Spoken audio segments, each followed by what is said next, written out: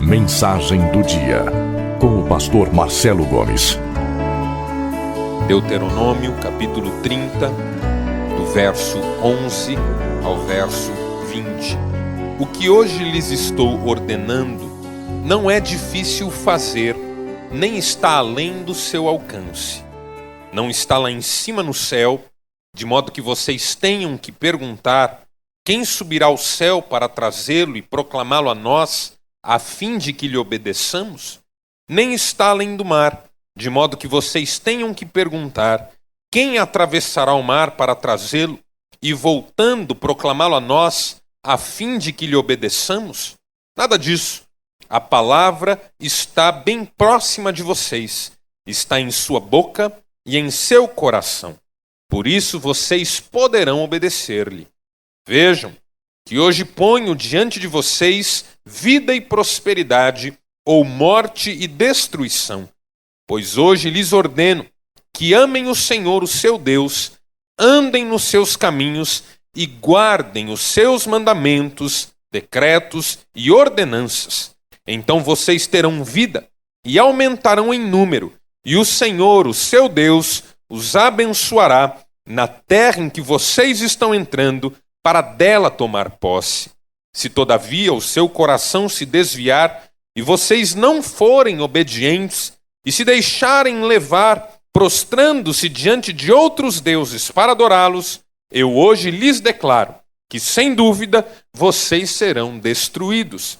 Vocês não viverão muito tempo na terra em que vão entrar e da qual vão tomar posse depois de atravessarem o Jordão. Hoje invoco os céus e a terra como testemunhas contra vocês de que coloquei diante de vocês a vida e a morte, a bênção e a maldição.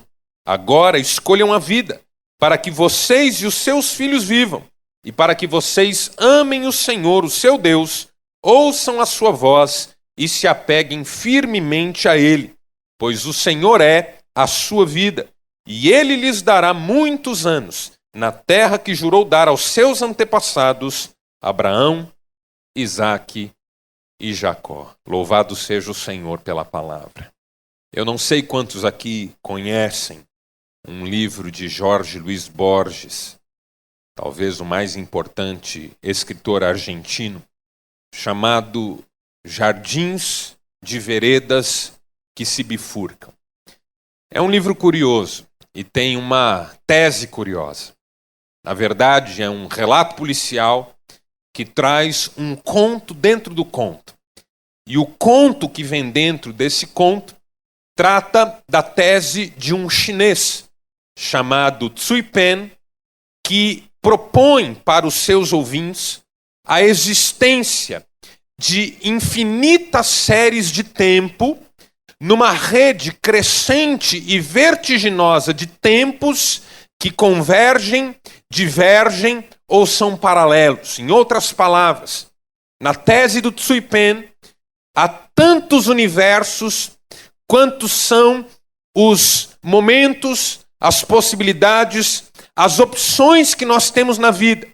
E em todos esses universos, todas as nossas opções, possibilidades se efetivam. De modo que em todos esses universos nós vivemos todas as variações que as nossas vidas permitem em um ou outro momento. Por isso a ideia de jardins de veredas que bifurcam. Jorge Luiz Borges chega a dizer que nesse jardim, numa entrada eu sou teu amigo, numa outra entrada eu sou teu inimigo, numa outra entrada eu nem conheço você, numa outra entrada você não existe no meu mundo, e numa outra entrada eu não existo no seu. O Tsui Pen ilustra essa tese dele com uma história. Ele fala de um sujeito chamado Fang que recebe um desconhecido à sua porta. E porque ele tem um segredo, ele decide matar o desconhecido. Várias possibilidades estão presentes nessa trama. Há vários desfechos possíveis aí. O Fang pode matar o intruso pode matar o Fang, ambos podem morrer, ambos podem viver. Segundo a tese do Tsui Pen, Em todos os universos, tudo isso acontece.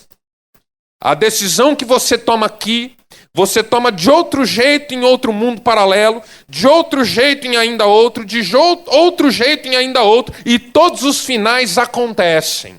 É uma história confusa, eu sei. E o livro é muito complicado, mas é interessantíssimo. E ele tem como ideia, pano de fundo, a noção do peso das nossas escolhas e das nossas decisões diariamente. Se o Tsui Pen estivesse certo, metade ou talvez 75% do peso que está sobre os nossos ombros seria tirado. Porque ainda que eu tenha tomado uma decisão errada neste mundo, em outro eu tomei a decisão certa. E a minha vida, quem sabe em outro lugar, é aquilo que ela não se tornou aqui por causa das decisões erradas que eu tomei. Então a ideia, a tese do livro é que você não precisa se preocupar com as decisões equivocadas que você tomou. Porque em algum lugar você tomou a decisão certa, em algum lugar você está vivendo outras consequências para as circunstâncias que se puseram diante de você. Eu acho que o livro trata de uma crise nossa, que é lidar com as escolhas que fazemos todos os dias. Às vezes a pergunta que vem à nossa mente é: como seria a minha vida se eu não tivesse feito o que eu fiz, se eu não tivesse tomado as decisões que eu tomei, se eu não tivesse feito as escolhas que eu fiz? Então o livro sugere que em algum lugar você está vivendo tudo isso que você não está vivendo aqui, por ter feito aqui as coisas que você fez, decidido aqui, as decisões que você tomou, escolhido aqui, aquilo que você escolheu. É uma tentativa de minimizar os efeitos dessa importância, dessa realidade, dessa verdade da vida, que nós somos consequência das escolhas que fazemos e das decisões que nós tomamos. Se só há este mundo, então esse peso das nossas escolhas é ainda maior, porque aqui é a nossa vida. E aqui nós temos que lidar com o fato de que as nossas decisões trazem a vida que nós semeamos quando fazemos as escolhas que fazemos. Para o Tsui Pen, você vive tudo o que é possível viver em tantas dimensões e universos diferentes. Mas para nós aqui, e para a palavra de Deus que está diante dos nossos olhos, a gente vive o aqui, o agora, o hoje, neste mundo que Deus fez. E nós somos o resultado das decisões, das escolhas que nós tomamos todos os dias. E é disso que trata o texto que nós acabamos de ler. De escolhas, de momentos em que nós somos chamados a uma definição, a uma postura, a uma decisão. O texto fala de um Deus que chama o seu povo e diz: eu coloco diante de vocês a vida e a bênção, a morte e a maldição. E como eu gostaria que vocês escolhessem a vida. E como eu desejo que vocês tomem a decisão acertada. Porque todo o futuro de vocês está relacionado a esse momento em que vocês dizem o que é que vocês querem. A gente não pode esquecer que o livro de Deuteronômio foi escrito e ele trata de um contexto que antecede a entrada do povo na Terra Prometida. O povo tinha peregrinado 40 anos pelo deserto até chegar às portas da terra. E quando estava às portas da terra, 40 anos depois, precisou ouvir novamente tudo aquilo que Deus já tinha dito e queria que ficasse gravado no coração das pessoas. Porque tem coisas que nós não podemos esquecer. E às vezes o problema das conquistas, das vitórias, dos bons momentos na nossa vida, é que nós ficamos distraídos e nos esquecemos daquilo que é fundamental. Nós cremos num Deus soberano, que, como a palavra nos ensina, está no controle de todas as coisas. Eu creio quando a Bíblia diz em Romanos capítulo 8, que Deus age em todas as coisas para o bem daqueles que o amam.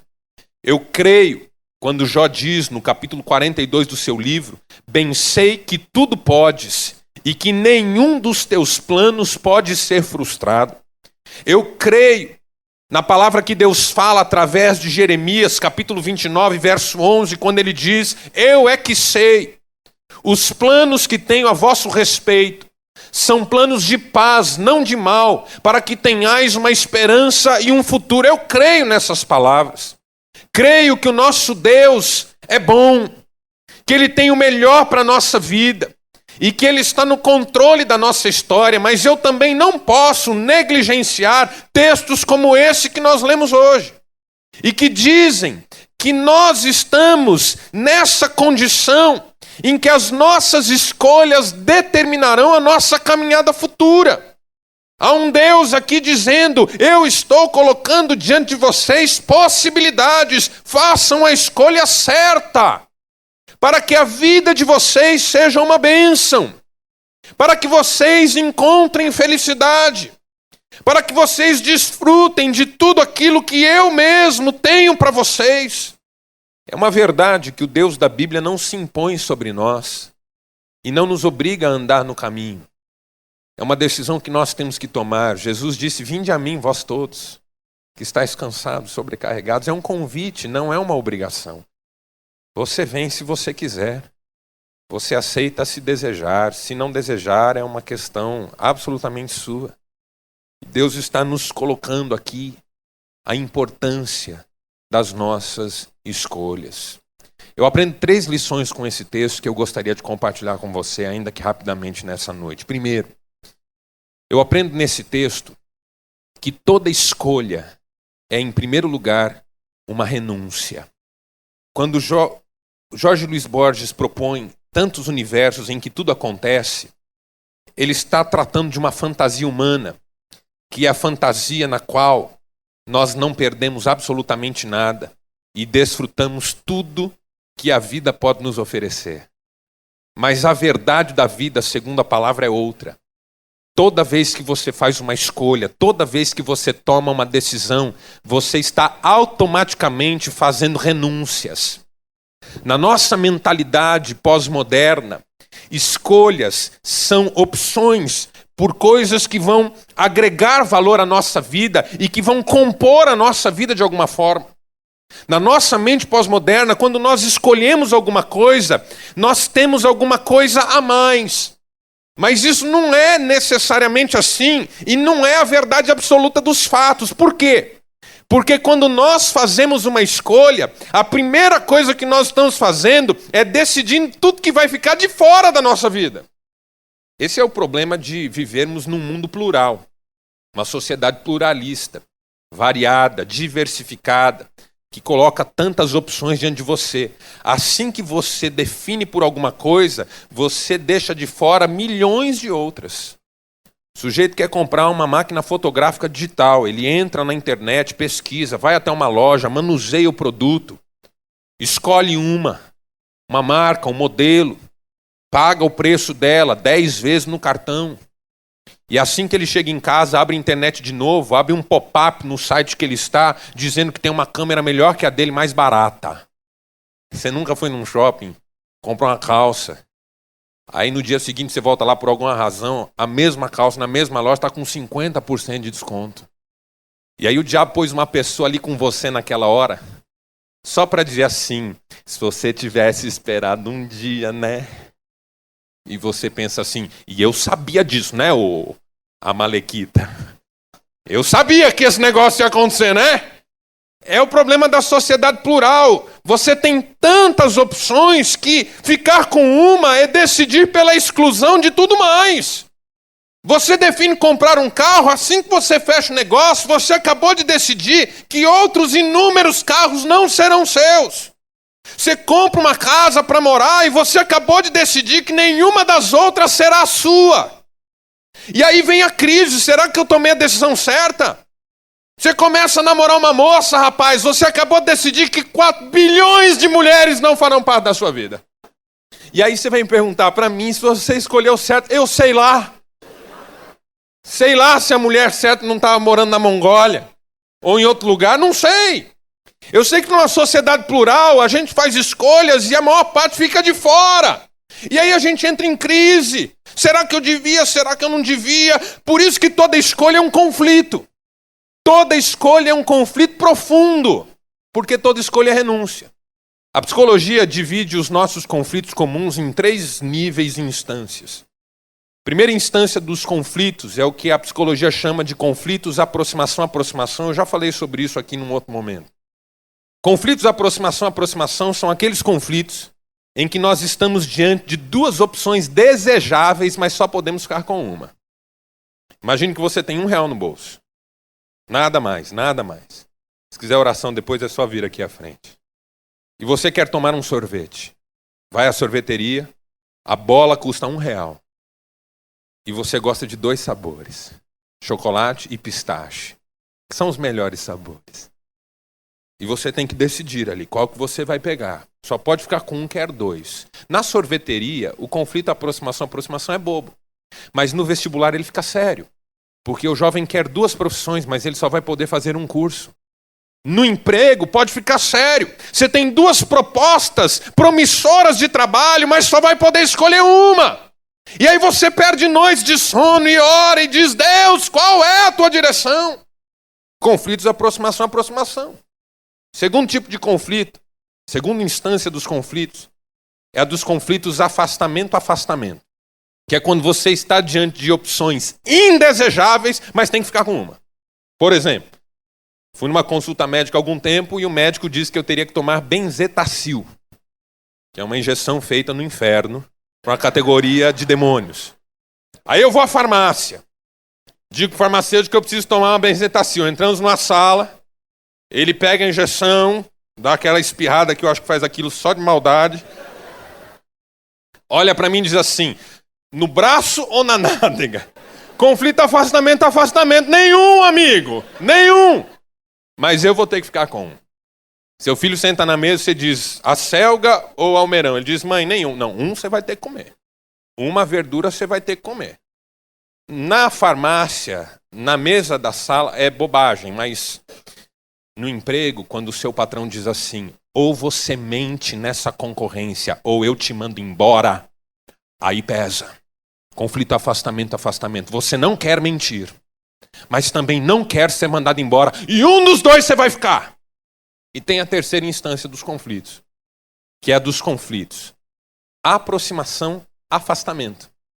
Que é quando você está motivado e desmotivado para um mesmo objeto. Ele é, ao mesmo tempo, desejável e indesejável. Vamos imaginar. Imagine, faça um esforço, imagine. Não existe isso, mas imagine uma mulher com um problema com o peso. E ela está diante de uma torta de morango, com chantilly. E os céus se abrem e a voz diz, coma. Mas ela não quer as calorias daquele troço. Então isso é um conflito aproximação-afastamento. Eu quero a torta, mas eu não quero as calorias que a torta agrega na minha vida. Eu não quero. No caso da torta, o conflito é bobo. Mas ele vai para o ambiente do casamento e ele fica sério, porque o sujeito quer casar, mas ele não quer viver como casado. O casal quer ter filhos, mas não quer pagar o preço de dedicar tempo e educação aos filhos. Conflito, aproximação, afastamento. Eu quero e não quero a mesma coisa. O que eu faço? Toda escolha traz um conflito. Porque toda necessidade de escolha nos põe diante do fato de que ficando com uma coisa, nós temos que renunciar a muitas outras. E na fé é exatamente assim. Você escolhe a fé e imediatamente você está decidindo deixar um monte de outras coisas fora da sua vida. Prazerosas até. Coisas desejáveis até. Porque o pecado, em alguns ambientes e momentos, é agradável, é prazeroso. Mas a escolha da fé é uma renúncia ao pecado. A escolha da fé é uma renúncia pessoal. A escolha da fé é uma renúncia àquilo que me afasta de Deus, é uma renúncia a mim mesmo. Jesus disse isso. Se alguém quiser vir após mim, Continue. Se alguém quiser vir após mim, negue-se a si mesmo. Tome cada dia a sua cruz e siga-me. É uma renúncia. Escolher a fé é escolher não mais fazer a minha vontade. É escolher não mais viver de acordo com as minhas intenções e gostos. É uma decisão por não colocar mais a mim mesmo no centro da vida e das decisões. Toda escolha é uma renúncia. E a escolha da fé é uma renúncia por tudo aquilo que nos afasta de Deus. Só que a gente não gosta de renúncia. A gente acha a história do Tsui Pen confusa no texto do Borges, mas no fundo é o que a gente gostaria que fosse verdade, que tudo fosse possível e que todos os desfechos fossem possíveis e que nós não deixássemos nada de fora. E nessa vontade a gente cria uma anomalia. Que anomalia que a gente cria? Uma fé em que nenhuma renúncia precisa ser feita. Então eu quero abraçar tudo, eu quero abraçar Deus, quero abraçar o pecado. Então a gente cria um ambiente religioso em que escolher é só agregar uma coisa a mais, mas não é renunciar à vida e renunciar ao pecado. Então o sujeito vem à vida religiosa, ele continua em pecado, ele continua cometendo todo tipo de iniquidade, mas ele acha que está tudo bem. Você pergunta para a pessoa, você tem religião? Ela diz, sim, eu sou cristã. E o que você faz? E ela diz que ela faz algo que vai contra a palavra. Mas na cabeça dela isso não tem problema, porque a escolha dela é só agregar valor, não é renunciar. Só que a palavra não cria essa alternativa para nós. Toda escolha na Bíblia é uma renúncia, e escolher a Deus é renunciar ao mundo. Porque toda amizade com o mundo é inimiga de Deus. E tem 200 versos na palavra que nos mostram essa verdade. Então nós temos que decidir se queremos mesmo Jesus, se queremos mesmo a fé. Porque se alguém quiser vir após mim, negue-se. Tome cada dia a sua cruz e siga. Segunda lição que eu aprendo é que toda escolha gera um preço que tem que ser pago todo dia. Toda escolha gera um preço que tem que ser pago todo dia. Não é só uma renúncia em relação ao que vai ficar de fora, mas é também a disposição para acordar todo dia pela manhã e manter a decisão em pé. Porque as escolhas que eu faço não se mantêm por si mesmas, elas têm que ser mantidas. Vamos pensar no casamento, por exemplo. Qualquer casamento aqui, irmãos, qualquer um. Por mais tempo que tenha, por mais linda que seja a sua história, por mais instrução e recursos que cada um tenha, qualquer casamento aqui pode começar a desmoronar amanhã. Se amanhã um dos dois levantar da cama, indisposto a manter as suas decisões em pé. O meu casamento, o meu ministério, a minha vida pode começar a desmoronar amanhã mesmo. Se eu me levantar amanhã e não tomar mais nas mãos as decisões que um dia eu tomei na minha vida, as escolhas que um dia eu fiz. Toda escolha gera um preço que tem que ser pago. Você escolheu ter um carro, agora ele gera imposto, agora ele gera manutenção, agora ele gera revisão periódica, agora ele gera gasto com combustível, agora ele gera gasto com lava rápido. Você decidiu ter uma casa, ela gera imposto, ela gera gasto com limpeza, ela gera gasto com pintura, ela gera uma série de outros preços. Qualquer decisão tem preço. Só que aqui a gente criou uma outra anomalia na fé. Uma fé sem preço. Porque o preço da fé, no texto que nós lemos, é a obediência. Se eu escolhi Jesus, eu fiz automaticamente uma escolha por obedecer a Deus. Esse texto fala de obediência. Deuteronômio 28 fala de obediência. Se vocês ouvirem minha voz, guardarem os meus mandamentos e fizerem tudo conforme vos tenho ordenado, então, todas estas bênçãos seguirão e alcançarão vocês. Essa é a palavra. Jesus disse, aquele que tem os meus mandamentos e os guarda, esse é o que me ama. E o que me ama será amado de meu Pai. E eu também o amarei. E nós viremos para ele e faremos nele morada. A obediência é o caminho da experiência com Deus. Mas nós não gostamos de obedecer. Então nós criamos uma aberração. É uma fé que gera bênção sem nenhum tipo de obediência.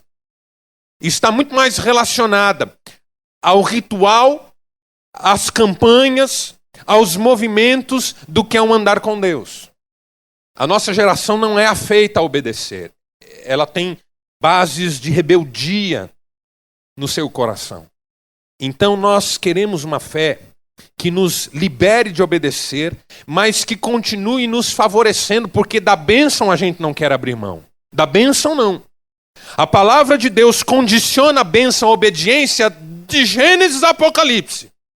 Mas nós queremos uma bênção que não tenha nada a ver com obediência. Então, eu tenho uma namorada, eu quero transar com ela todas as vezes que estivermos juntos, eu quero viver com os meus amigos em bares, eu quero que ela cuide da vida dela, mas quando nós casarmos, eu também quero que Deus nos dê o sustento, os recursos e que nós sejamos felizes.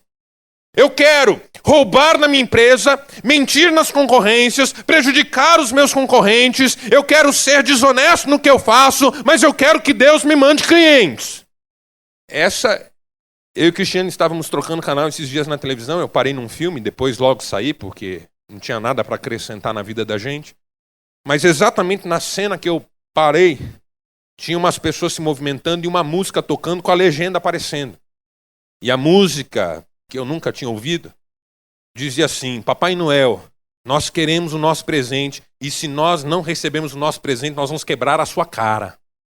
E eu achei aquilo meigo. Eu falei, tá aí um retrato. Tem coisas que são sinais. Porque o paradigma era assim: se você for obediente, o Papai Noel vai te dar presente. Esse era o paradigma. Uma criança boazinha recebe presente do Papai Noel. Nessa geração, ou o Papai Noel dá presente ou ele apanha.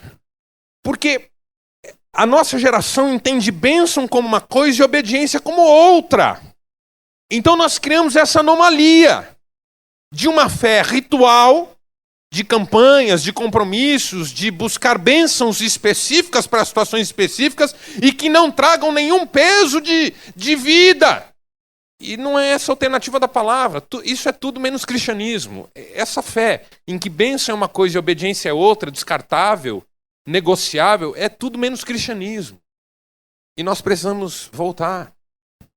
Porque Jesus disse: há dois caminhos, há duas portas. Não são só duas portas, mas são duas portas que levam a dois caminhos.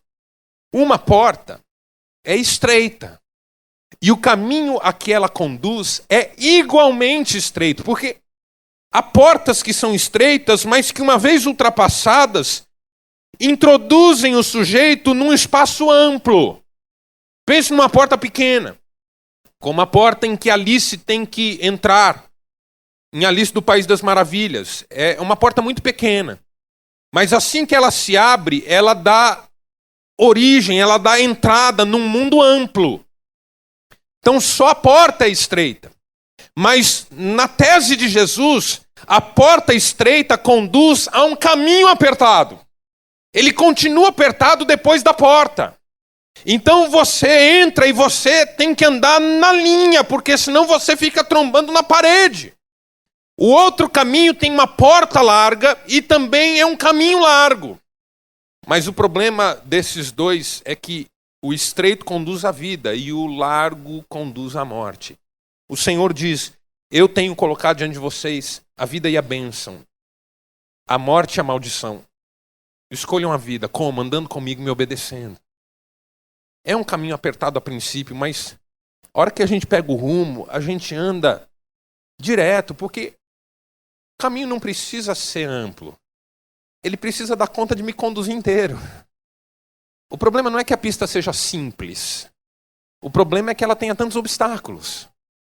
Caminhões, lombadas, buracos.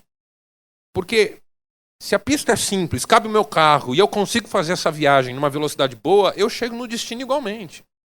O meu carro não usa mais que uma pista. Tem carro que usa. Aqui em Maringá é uma festa.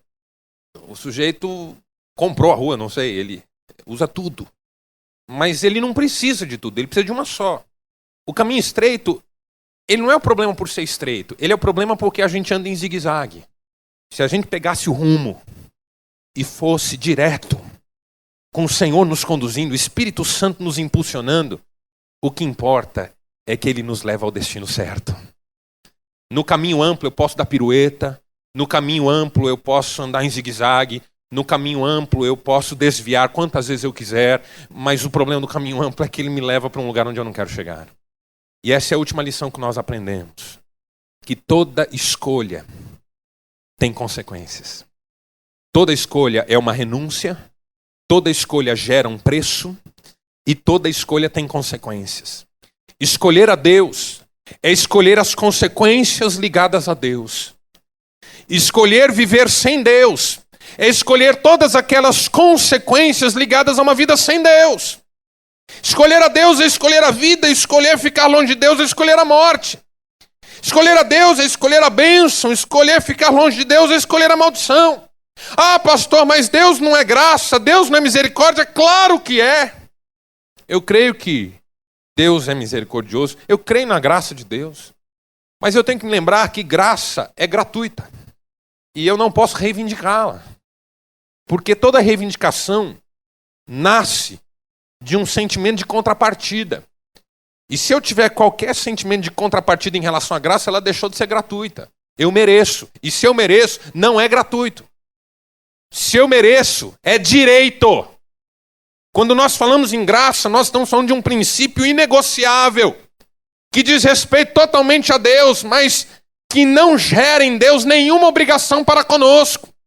Deus é misericordioso, Ele pode nos livrar, e muitas vezes nos tem livrado, das lambanças que nós mesmos protagonizamos, sim, e Ele tem feito isso enormemente, mas essa não é a lei espiritual que rege a vida. São espaços de graça que Ele mesmo cria, porque senão a gente se mata antes da hora.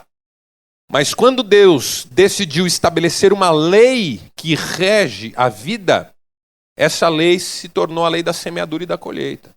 O apóstolo Paulo disse: com Deus não se brinca e de Deus não se zomba.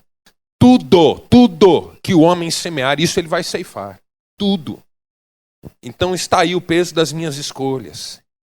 Que Deus pode eliminar as consequências funestas de uma escolha mal tomada, mal feita. Mas que essa não é a regra, essa é a exceção. Grosso modo, para cada escolha mal feita que eu faço, eu tenho uma consequência desagradável. Então eu preciso aprender a andar na linha. Andar com Deus. Andar com Jesus. Porque Jesus disse: quem crê em mim, ainda que morra, viverá.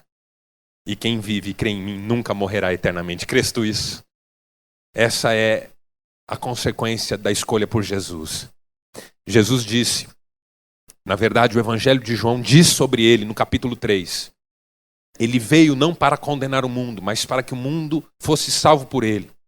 Quem nele crê tem a vida eterna e não passa por condenação. Quem, porém, nele não crê já está condenado. Porque toda escolha tem consequências. E isso também é graça e misericórdia. Porque se a minha escolha não trouxesse consequências, todo o plano de Deus seria uma imposição sobre mim. Mas é graça que Deus não se imponha, mas permita que eu escolha e decida. É graça também isso. Só que a graça é coisa séria. Bonhoeffer disse, graça não é barata, graça é cara. Só que quem pagou o preço foi outro. Feche seus olhos por um instante, nós vamos orar. Senhor Deus, Pai amado, Deus da glória, Senhor nosso, misericordioso, amoroso, bom, que bom ouvirmos a Tua palavra. Que bênção podermos ser confrontados, desafiados, consolados, alimentados, abençoados pela Tua palavra. Que maravilha podermos sentir a nossa sede saciada e as nossas necessidades supridas pela Tua palavra. Tua palavra que é mais doce do que o mel. Tua palavra que é mais valiosa do que o ouro, muito ouro fino. Teus decretos desejáveis, Tuas ordenanças todas justas, Tua lei perfeita. Que maravilha podermos conviver com a extraordinária palavra do Senhor. De forma que a nossa oração agora, ó Deus, é para que o Senhor nos ajude a colocar em prática a Tua palavra.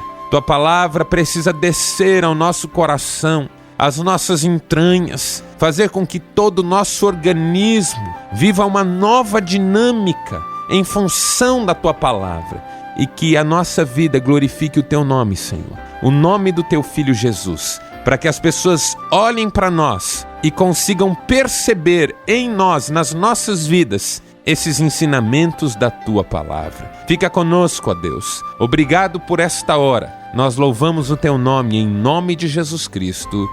Amém.